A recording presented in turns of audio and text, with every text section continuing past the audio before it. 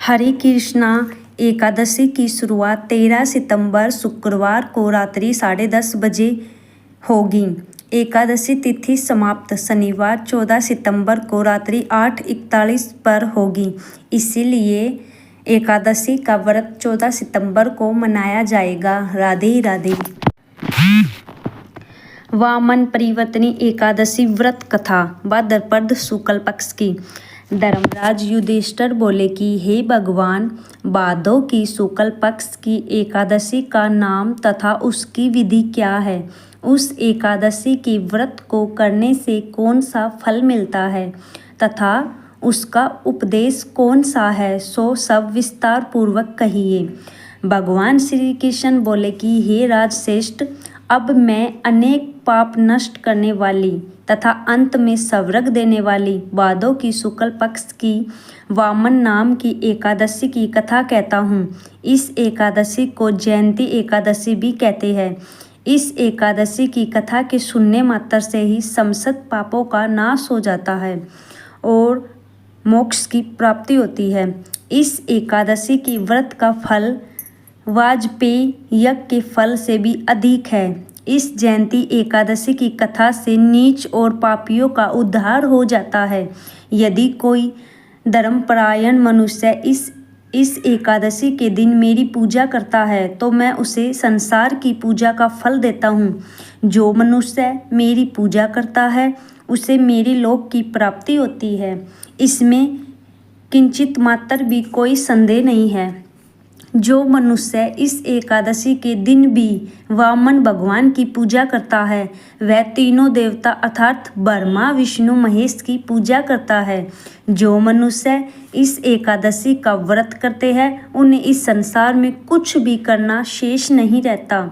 एकादशी के दिन श्री विष्णु भगवान करवट बदलते हैं, इसीलिए इसे परिवर्तनी एकादशी भी कहते हैं। इस पर श्री युधिष्ठिर बोले कि हे भगवान, आपके वचनों को सुनकर मुझे महान संदेह हो रहा है कि आप किस प्रकार सोते तथा करवट बदलते हैं। आपने बलि को क्यों बांधा और वामन रूप धारण करके क्या लीलाएं रचाई? चातुर्मास्य व्रत की विधि क्या है तथा आपके शयन करने पर मनुष्य का क्या कर्तव्य है, सो सब विस्तार पूर्वक कहिए। श्री भगवान बोले कि हे राजन, अब आप पापों को नष्ट करने वाली कथा का श्रवण करो। त्रेता युग में एक बलि नाम का दानव था। वह अत्यंत भगत, दानी, सत्यवादी तथा ब्राह्मणों की सेवा किया करता था। वह अपनी भक्ति के प्रभाव से स्वर्ग में इंद्र के स्थान पर राज्य करने लगा।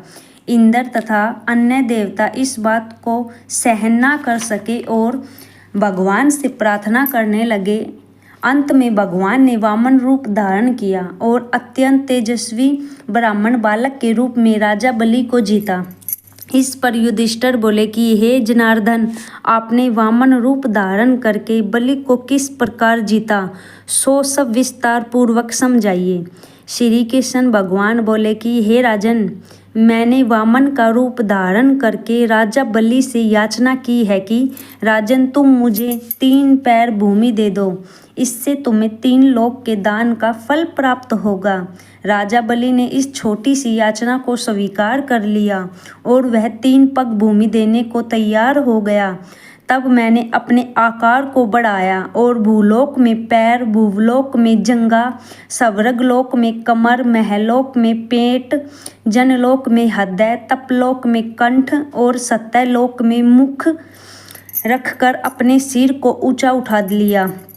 उस समय सूर्य, चंद्र, नक्षत्र, इंद्र तथा अन्य देवता आदि शास्त्र अनुसार मेरी स्तुति करने लगे।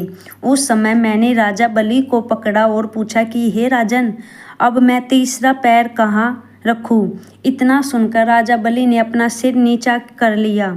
उस पर मैंने अपना तीसरा पैर रख दिया और वह भगत दानव पाताल को चला गया। जब मैंने उसे अत्यंत विनीत पाया तो मैंने उससे कहा कि हे बलि, मैं सदैव तुम्हारे पास ही रहूँगा। भादों के शुक्ल पक्ष की एकादशी को परिवर्तनी नामक एकादशी के दिन मेरी एक प्रतिमा राजा बलि के पास रहती है और एक क्षीर सागर में शेषनाग पर शयन करती रहती है। इस एकादशी को विष्णु भगवान सोते हुए करवट बदलते रहते हैं।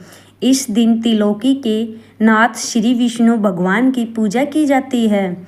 इसमें चावल और दही सहित रूपा का दान दिया जाता है। इस दिन रात्रि को जागरण करना चाहिए। इस प्रकार व्रत करने से मनुष्य समस्त पापों से मुक्त होकर स्वर्ग लोक को चला जाता है। जो मनुष्य पापों को नष्ट करने वाली इस कथा को सुनते हैं और उन्हें अश्वमेध यज्ञ का फल मिलता है। राधे ही राधे। कथा सार।